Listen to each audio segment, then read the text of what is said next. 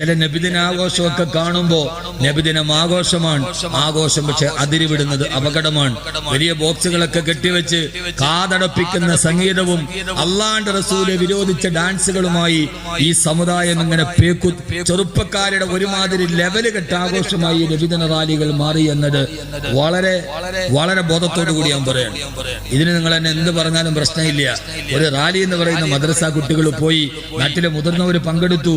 അവർ പോയ വഴിയിൽ അഷ്റക്കൽ ബദറു പാടി, നബി സലാം അലൈക്കും പാടി, അവര് നല്ല ശബ്ദത്തിൽ ബുറുദ പാടി അല്ലാഹുവിന്റെ റസൂലിനെ പ്രകീർത്തിച്ചു. പോണ വഴിയിൽ എല്ലാവരും കൂടി ഭക്ഷണമൊക്കെ ഉണ്ടാക്കി കഴിച്ചു, ദുആ ചെയ്തു തിരിച്ചു വന്നു. ഇതാണ് നബിദിന റാലി.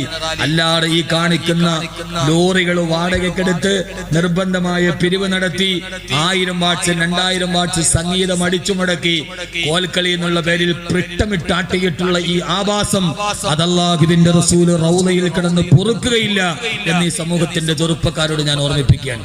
എന്നോട് സ്നേഹമുള്ളവരുണ്ടാവാം, ഇതിൽ മറ്റുള്ളവരുണ്ടാവാം. എന്നെ സംബന്ധിച്ചോളം ഇതൊരു വിഷയമേ അല്ല. ഇതൊന്നും ഓർത്തിട്ട് ഞാൻ പറയുന്നല്ല. ഇന്നലെ രാത്രി ആയൂര് വഴി വന്നപ്പോ ആയൂര് ജംഗ്ഷനിൽ കിടന്നിട്ട് കളിക്കാൻ അത് കണ്ടപ്പോ അല്ലാഹുവിന്റെ റസൂലിന്റെ സമുദായം നബിദിനത്തിന്റെ പേരിൽ പച്ച തുണിയെടുത്തിട്ട് തലയിൽ കെട്ടി, വണ്ടിയുടെ ലൈറ്റ് മുഴുവനും പച്ചത്തടി കൊണ്ട് മൂടിക്കെട്ടി, അവസാനം ഒരു പച്ച കൈരുമുണ്ടെടുത്ത് ഒരു പച്ച ഷർട്ടും ഇട്ടിട്ട് അവിടെ ഇരുന്നിട്ട് മടിക്കുത്ത് കെട്ടിയിട്ട് കാണിക്കുന്ന ആഭാസം കാണിച്ചപ്പോ മറ്റ് സമുദായത്തിന്റെ മുമ്പിൽ നമ്മുടെ സമുദായത്തിന്റെ മുഖം വികൃതമാക്കുന്നത് ഇത്ര ആഭാസകരമായി മഹല്ലുകൾ ഇതിനെതിരെ ജാഗരൂകരാകണം എന്ന് ഞാൻ ഓർമ്മിപ്പിക്കുകയാണ്. നബിദിനാഘോഷം മഹല്ലടിസ്ഥാനത്തിൽ സംഘടിപ്പിക്കണം. മഹല്ലിന് ചില ബാധ്യതകളുണ്ട്. മഹല്ല് കമ്മിറ്റിക്ക് ബാധ്യതയുണ്ട്, ഇമാമിന് ബാധ്യതയുണ്ട്. ബോധവൽക്കരണം നടത്തി ഇമാമും മഹല്ല് കമ്മിറ്റിയും കൂടെ യോജിച്ച് മഹല്ലിന്റെ കീഴിൽ സുസ്ഥിരമായി ഇന്ന് ചെറുപ്പക്കാർക്ക് കൂത്താടാനുള്ള ശ്രീകൃഷ്ണ ജയന്തി നടത്തിയാൽ, ക്രിസ്മസ് നടത്തിയാൽ, പിന്നെ ഞങ്ങൾക്ക് അതുപോലെ കെട്ടിയെഴുന്നള്ളിക്കാനുള്ള ഒരു ആഘോഷത്തിന്റെ അവസരമാണിത് എന്ന് നമ്മുടെ ചെറുപ്പക്കാർ അറിവിന്റെ പരിമിതി കൊണ്ടോ അല്ലെങ്കിൽ ബോധപൂർവമായ വൈകൃതം കൊണ്ടോ തിരിച്ചു പോകുന്നത് ഇത് വളരെ അപകടമാണ്. അല്ലാഹുവിന്റെ റസൂൽ പൊറുക്കില്ല എന്ന് ഞാൻ ഓർമ്മിപ്പിക്കുകയാണ്. എല്ലാവരുടെയും മനസ്സിലിതുണ്ട്, പക്ഷെ പൂച്ചയ്ക്കാരും മണി കെട്ടും എന്നുള്ളതാണ് വിഷയം. ഇത് പറഞ്ഞാൽ ഇനിയിപ്പോ എനിക്ക് അങ്ങനെ ഒരു പേടിയേ ഇല്ല. ആളുകൾ എന്ത് പറയുന്നു എന്നുള്ള എനിക്ക് ഒരു പ്രശ്നമേ അല്ല. കഴിഞ്ഞ വർഷം ഞാനിവിടെ വകല് കഴിഞ്ഞ് പോയപ്പോ പിറ്റേ ദിവസം വലിയ ചർച്ച, കബീർ വാക്ക് 1 ലക്ഷം രൂപ ഇവിടെ പിടിച്ചു മേടിച്ചു. ആരോടെ? സെക്രട്ടറിയുടെ കയ്യിൽ നിന്ന് കബീർ വാക്കവിക്ക് ഒരു ദിവസം ബസ്സയും കൊണ്ട് 1 ലക്ഷം രൂപയാണെന്നാണ് ഇവിടെ പിന്നീട് വലിയ പ്രചാരമായി നേടി. ചിലര് പറഞ്ഞ 50,000. എന്തുവാവട്ടെ, ഇനി അള്ളാഹുടെ ഒരു വലിയ തൗഫീഖ് എന്ന് അറിയോ, ഈ ആളുകൾ പറഞ്ഞു ഇപ്പൊ ആരും അങ്ങനെ കുറച്ചൊന്നും തരാറില്ല. അത് അവരോട് വലിയ താങ്ക്സ്. ഈ പറഞ്ഞ് പ്രചരിപ്പിച്ച ആളുകളോട് ഞാൻ അവരോട് വിമർശിക്കുന്നില്ല. അവരോട് എനിക്ക് വലിയ തീർത്താത്ത കടപ്പാടുണ്ട്. കാരണം ഇവരിങ്ങനെ പറഞ്ഞു ഒന്നും കുറവില്ല. അതൊരു ഖൈറല്ലേ. നമ്മുടെ വിജയത്തിൽ നമ്മൾ ഏറ്റവും കടപ്പെട്ടിരിക്കുന്നത് എതിരാളികളോടാണ്. കാരണം ശത്രുവുണ്ടെങ്കിലേ നമ്മൾ വിജയിക്കും. ഇവൻ എന്റെ ശത്രുവാണ്. ഞാൻ വീഴുന്നത് കാത്തിട്ടാണ് ഇവൻ നടക്കുന്നത്. എന്റെ വീഴ്ച കണ്ടിട്ടാണ് അവന് ചിരിക്കാൻ. അപ്പോ അവന്റെ മുമ്പിൽ ഞാൻ വീഴില്ല, പരമാവധി ഞാൻ പിടിച്ചു നിൽക്കുമെന്ന പോസിറ്റീവ് എനർജി എനിക്ക് തന്നത് എന്റെ ശത്രുവാണ്. അപ്പൊ അള്ളാഹുവേ എന്റെ ശത്രുക്കൾക്ക് ദീർഘായുസ് കൊടുക്കണമെന്ന് ദുആ ചെയ്തു. അള്ളാഹു തൗഫീഖ് നൽകട്ടെ. അള്ളാഹു നമ്മുടെ ശത്രുക്കൾക്ക് ആരോഗ്യത്തോടെ ദീർഘായുസ് കൊടുക്കട്ടെ. എന്നാലേ നമ്മൾ വിജയിക്കൂ. ആളുകൾ പലതും പറയും, എന്നെ കുറിച്ച് എന്തൊക്കെ പറയാറുണ്ട്, എത്രയോ ആളുകൾ പറയും. ഞാനൊന്നും മറുപടി പറയാറില്ല. കാരണം എന്താ അറിയോ, ചില സമയത്ത് നമ്മൾ പച്ച പൊട്ടനാവണം. ചില സമയത്ത് പൊട്ടനാണ്. എന്നെ കുറിച്ച് എല്ലാവരും പറയണത്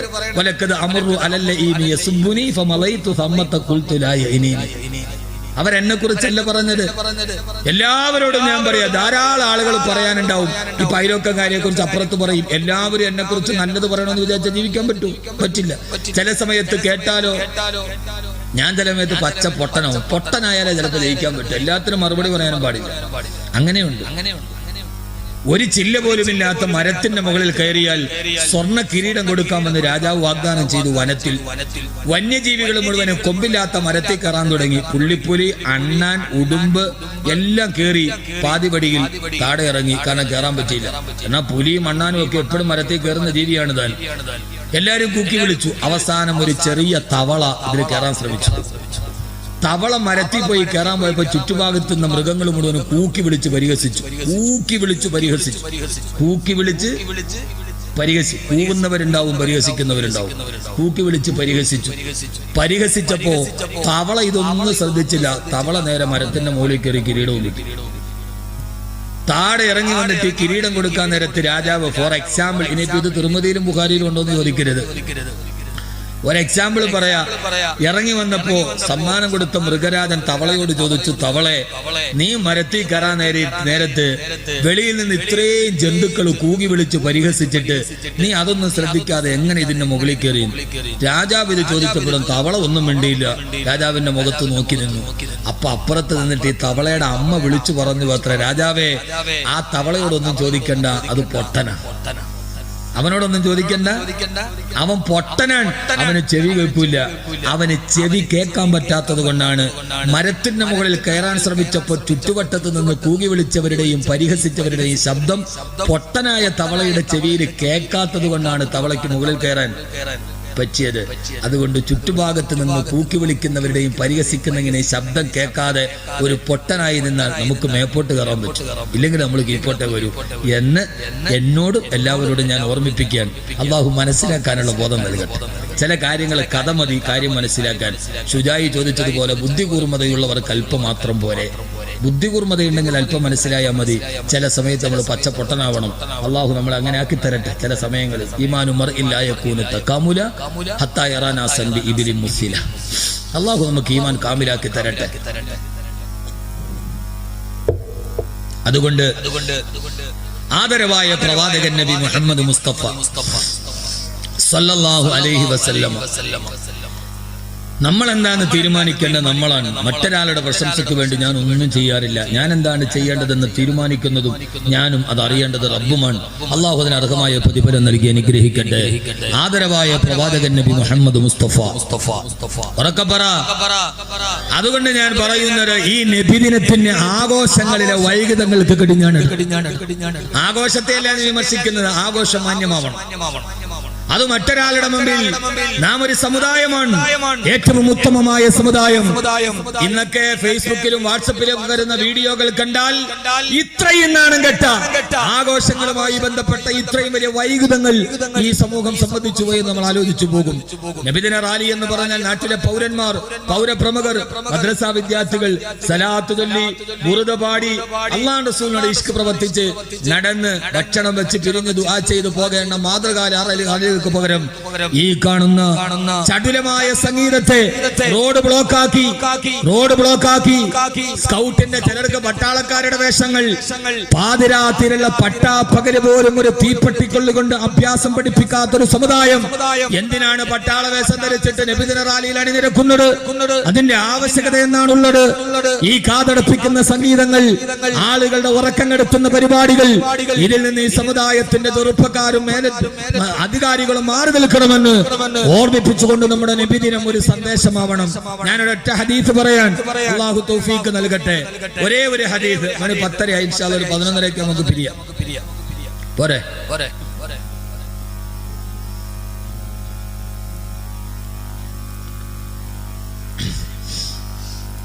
അല്ലാഹു തൗഫീഖ് നൽകട്ടെ. 12 എന്നും പുറകിരുന്ന് പറയും, ചൂടുകൊള്ളല്ല. ഞാൻ ഉഷാനെ വിളിക്കണ തന്നെ ചന്ദ്രിക എന്നാണ്. നല്ല പദയാ. ഞാൻ ഡേറ്റ് ഇല്ല എന്ന് പറഞ്ഞാൽ എന്റെ അടുക്കൽ വന്നിരുന്ന് അങ്ങനെ എന്നൊക്കെ പറഞ്ഞ് ഡേറ്റ് മേടിക്കാൻ മഹാമെടുക്കനാണ്. അള്ളാഹു നല്ല പ്രതിഫലം കൊടുക്കും. കുറച്ച് ഊർജ്ജസ്വലതയുള്ള ആളുകൾ ഉള്ളപ്പോഴേ നമ്മുടെ പ്രവർത്തനങ്ങളൊക്കെ മുമ്പോട്ട് പോകും. എല്ലാവരും ഊർജ്ജസ്വലരാവില്ല. കുറച്ച് പേര് മുമ്പിൽ നിന്നാൽ ബാക്കിയുള്ള ആളുകൾ മുഴുവനകത്ത് സഹകരിക്കും. അള്ളാഹുവിനെ നിലനിർത്തി തരട്ടെ. ഏതായാലും ഓയൂര് പോലെ പയ്യക്കോട് പോലെയുള്ള ഒരു സദസ്സിൽ, പണ്ടൊക്കെ ആ വാതിലൊന്നും ഇങ്ങനെയല്ല, ഇപ്പൊ ഒരു നല്ല നിറഞ്ഞ ഒരു സദസ്സ്, അത് അവസാനം വരെ നിശബ്ദമായി നിൽക്കുന്ന ഒരു സദസ്സ്. അള്ളാഹു ഇതിനെ നിലനിർത്തി അനുഗ്രഹിക്കുമാറാകട്ടെ. ഞാനൊരൊറ്റ ഹദീസ്. ആദരവായ പ്രവാചകൻ നബി മുഹമ്മദ് മുസ്തഫ. ആദരവായ പ്രവാചകൻ നബി മുഹമ്മദ് മുസ്തഫ.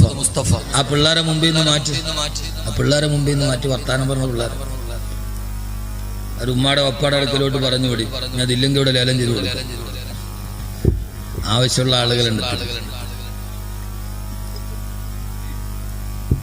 അള്ളാഹു നമ്മളെ സ്വീകരിക്കണം.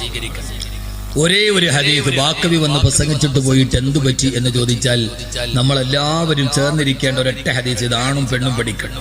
അള്ളാഹുവിന്റെ റസൂൽ നബി മുഹമ്മദ് മുസ്തഫ സല്ലല്ലാഹു അലൈഹി വസല്ലം പറയുകയാ, അഹബ്ബു ഇലയ്യ സലാസതു ഖിസാൽ. എനിക്ക് 3 കാര്യങ്ങൾ എന്റെ ജീവിതത്തിൽ എനിക്ക് ഏറ്റവും ഇഷ്ടമുള്ള കാര്യങ്ങളാ. അള്ളാന്റെ റസൂലിന് ജീവിതത്തിൽ ഏറ്റവും ഇഷ്ടം 3 കാര്യങ്ങളോടാണ്. ആ 3 കാര്യങ്ങൾ ഇന്ന് നമ്മുടെ ജീവിതത്തിൽ നമ്മൾ പഠിക്കണം. ഒന്നാമത്തേത് അതീബു, സുഗന്ധം പൂശലാണെന്ന് നബി മുഹമ്മദ് മുസ്തഫ. ഒന്നാമത് അള്ളാന്റെ റസൂലിന് ഏറ്റവും ഇഷ്ടം അതീബു, സുഗന്ധമാണ്. ഈ 3 കാര്യം പറയും നമ്മുടെ വാള അവസാനിക്കും. ഒന്ന് സഹകരിക്കും. അതീബു, സുഗന്ധമാണ്. അള്ളാന്റെ റസൂലിന് എപ്പോഴും സുഗന്ധം ഇഷ്ടമായിരുന്നു. ഹബീബായ നബി തങ്ങൾ തന്നെ ഒരു സുഗന്ധമാണ്.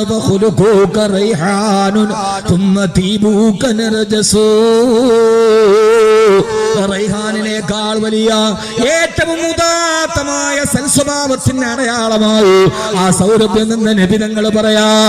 അള്ളാന്റെ റസൂല് തന്റെ വീട്ടിലോട്ട് വരുമ്പോ മഹദിയായ ഉമ്മു സലമ റളിയല്ലാഹു അൻഹാ ഹബീബായ നബി തങ്ങളുടെ വീട് മുഴുവനും അത്തർ പൂശുമായിരുന്നു.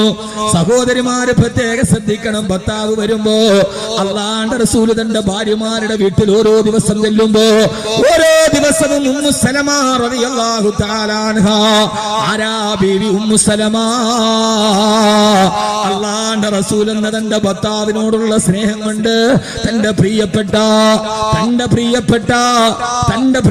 നബിയുടെ വയർപ്പ് കണങ്ങൾ എടുത്തിട്ട് കുപ്പിയിൽ സൂക്ഷിച്ചു വെച്ചിരുന്നു. മഹദിയായ ഉമ്മു സലമ റളിയല്ലാഹു അൻഹാ അള്ളാന്റെ റസൂൽ വീട്ടിൽ വരുമ്പോ ആയിഷ ബീവി പ്രവാചകന്റെ കിടപ്പറയിലും പ്രവാചകന്റെ റൂമിന്റെ ഭിത്തിയിലും ഒക്കെ സുഗന്ധം പൂശുമായിരുന്നു അത്രേ. എന്ന് പറഞ്ഞാൽ അതിന്റെ അർത്ഥം പെങ്ങളെ നമ്മളെ പോലെയുള്ള വീടല്ല. 8 മുഴം വീതിയുള്ള 10 മുഴം നീളമുള്ള ഈത്തപ്പന മരത്തിന്റെ മടല് ഓലച്ചാരി വെച്ച ആ ഭിത്തിയിൽ സുഗന്ധം പൂശുമായിരുന്നു മഹദിയായ ബീവി ആയിഷ.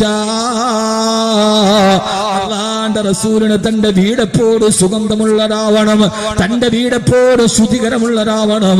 അവിടെ ദുർഗന്ധം നബിതങ്ങൾ കിട്ടമല്ല.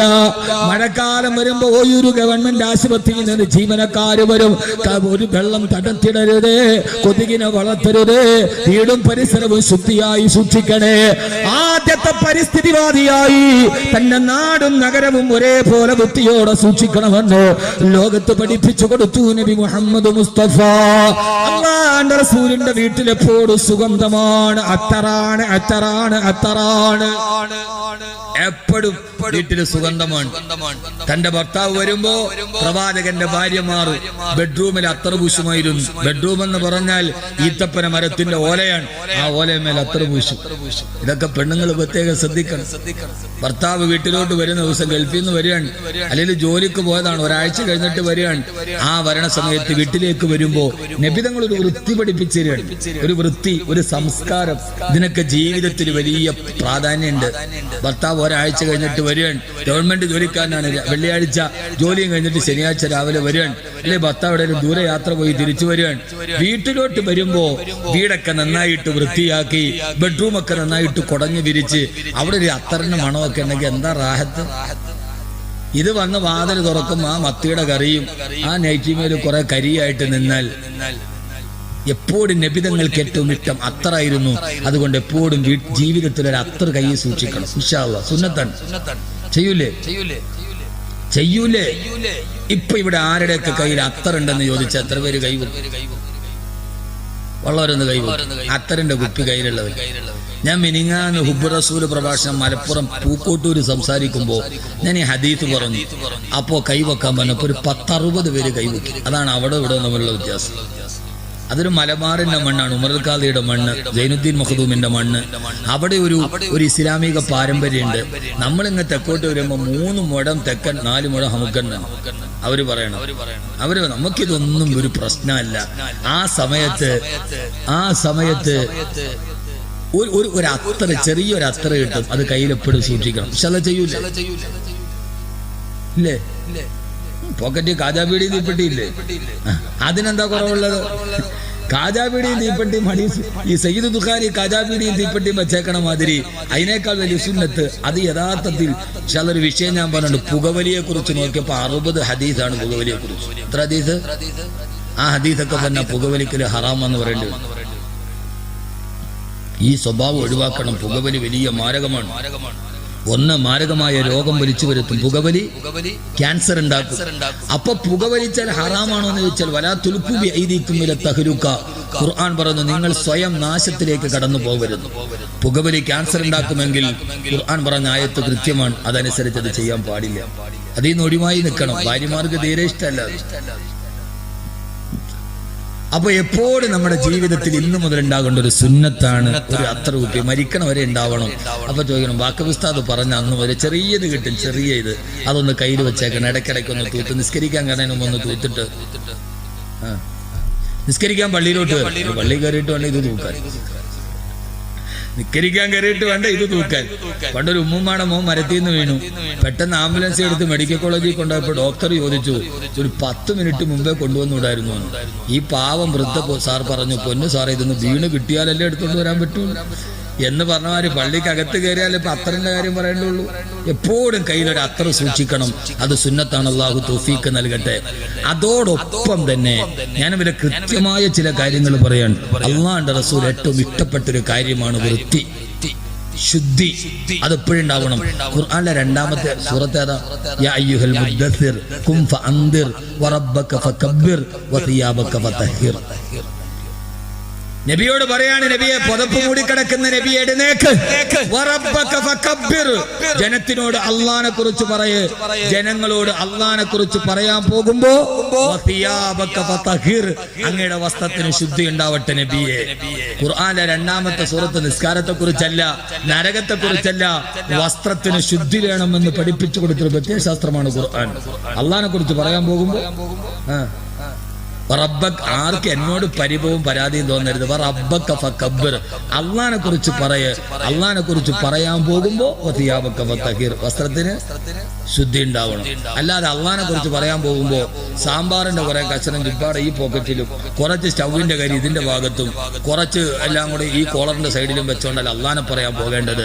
അള്ളാനെ പറയാൻ പോകുന്നവന് അവൻ അള്ളാനെ കുറിച്ച് പറയാൻ പോവാ. പല്ലും തേച്ചിട്ടില്ല, മിസ്വാക്കും ചെയ്തിട്ടില്ല, വസ്ത്രത്തിൽ നിന്ന് ദുർഗന്ധമുണ്ട്, അള്ളാനെ കുറിച്ച് പറയണ കേൾക്കാൻ അവൻ നിൽക്കൂ? ഇവന്റെ ദുർഗന്ധം കാരണം.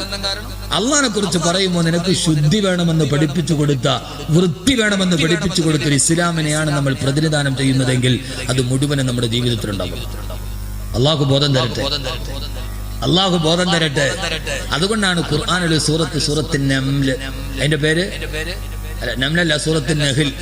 സമയമില്ലല്ലോ. തേനീച്ച. എന്തിനാണ് അള്ളാഹു തേനീച്ചയുടെ പേരിൽ ഒരു സൂറത്തിറക്കിയത്? എടാ മരമണ്ട മനുഷ്യ, നീ തേനീച്ചയെ കണ്ടുപിടിക്ക്. തേനീച്ച തേൻ കൊണ്ടുവന്നാൽ ആ തേൻ കൊണ്ടുവന്ന അറയിൽ സൂക്ഷിച്ചാൽ തേൻ സൂക്ഷിച്ചിരിക്കുന്ന അറയിൽ നിന്ന് 70 അറയ്ക്കപ്പുറത്ത് മാറിപ്പോയേ തേനീച്ച വിസർജിക്കാറുള്ളൂ. കാരണം തേൻ ഔഷധമാണ്. ആ ഔഷധമുള്ള സ്ഥലത്ത് വിസർജിക്കാൻ പാടില്ല. തേൻ സൂക്ഷിച്ചിരിക്കുന്ന സ്ഥലത്ത് നിന്ന് മാറിപ്പോയേ തേനീച്ച വിസർജിക്കാറുള്ളൂ. വിസർജ്യവും ഭക്ഷണവും, ഭക്ഷണം കഴിക്കുന്ന സ്ഥലത്ത് വിസർജ്യം എഴുതിയുന്ന മനുഷ്യ, നീ തേനീച്ചയുടെ പോലും വിവരമില്ലാത്തവനായി പോയല്ലോ എന്ന് ഖുർആൻ. നമ്മുടെ മാലിന്യം മറ്റൊരുത്തന്റെ വസ്തുവിലേക്ക് വലിച്ചെറിയുക, നമ്മുടെ അടുക്കളയുടെ മാലിന്യം അപ്പുറത്ത് കൊണ്ടുപോയിടുക. മനുഷ്യ, തേനീച്ചയുടെ വിവരം പോലും നിനക്കില്ലല്ലോ എന്ന് പഠിപ്പിക്കാനാണ് അള്ളാഹു ഖുർആൻ സൂറത്തുൻ നഹ്ൽ അവതരിപ്പിച്ചത്. അള്ളാഹു നമുക്ക് ചിന്ത നൽകി അനുഗ്രഹിക്കുമാറാകട്ടെ.